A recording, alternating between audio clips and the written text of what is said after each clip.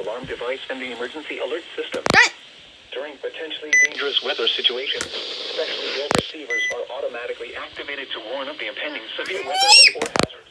What the freak is that? It works! Southwest and Kill South me Central from inside the tests of bed! these receivers are normally conducted every Wednesday between 11 a.m. and noon local time.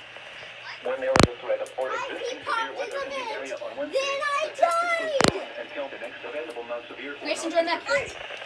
Reception of this broadcast and the warning alarm will vary at any given location.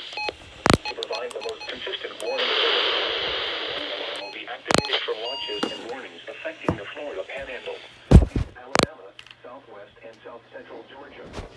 This concludes the weekly test of the NOAA radio warning alarm and emergency alert system for the entire county warning area serviced by the Tallahassee Weather Forecast Office.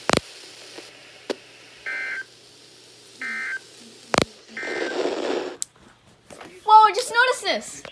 The 996 decoded it as an unrecognized watch. Wait, what? The temperature was 60 degrees. Wait, what? The 996 decoded the weekly test as a TV watch. But Grayson, join back. Miles. And Okay. Appalachia told us it was